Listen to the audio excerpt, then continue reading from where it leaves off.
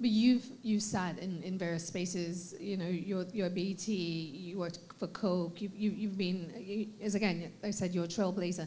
Is it getting easier to make the business case?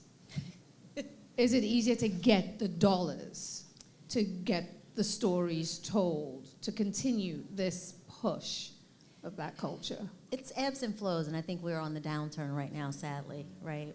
I had the honor of managing the Sprite business at Coca-Cola for many years, and we were champions of hip-hop and all those things. My portfolio was probably $3.4 billion portfolio that I managed, and every business cycle I had to present a case for action as to why Sprite needed to continue to support hip-hop. I would change the date. Honestly, I was like, I'm not making anything up new. I would change the date on the one page, my strong rationale.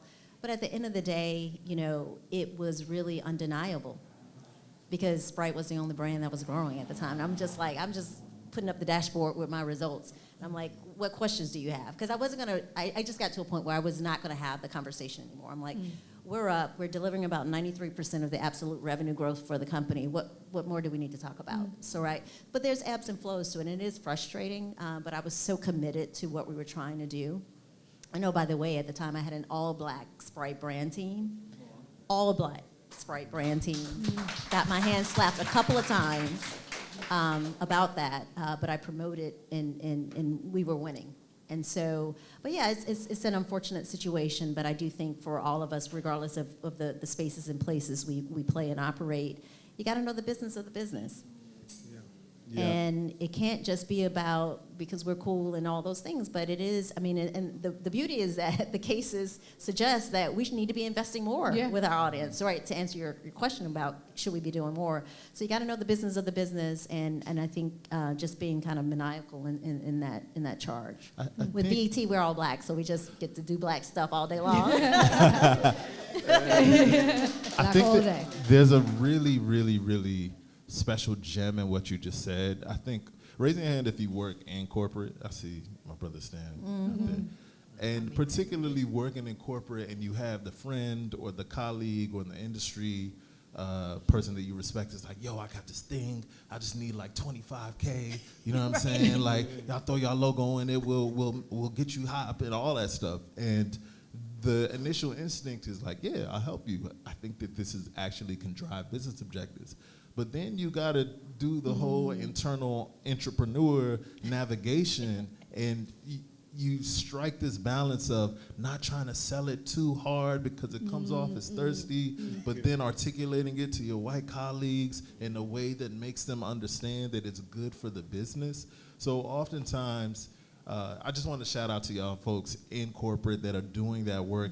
You're navigating, yes, this is a vibe, but you're also connecting it to the business objectives, which is the only way that shit's going to get sold through internally. You know what I'm saying? Absolutely.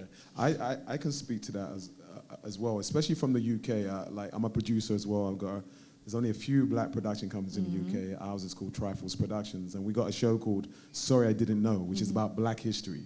And it's on ITV, which was not known for supporting black content, but in that moment, I used my position. I was a lead on one of their biggest comedy shows, and I was doing The Tower, their drama as well. So I went and spoke to the CEO during Black Lives Matter, and I was like, look, all these black squares are cool, but respectfully, there needs to be more done.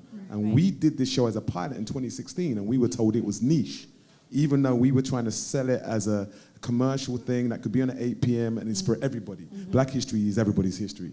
So in that moment, I shared the episodes with him, he watched it, and luckily he picked it up and we're in our 5th season. Wow. Right? You know, so thank you. Thank you so much. But I used that journey that I had to navigate that space. I call myself an insider outsider as an actor producer. Like, I've got to go in that uncomfortable space, have that uncomfortable conversation with someone to say, look, do you really get what you guys are doing and that you need to do more? But we don't own the channel. It is on at 11 o'clock or 10:30 at night.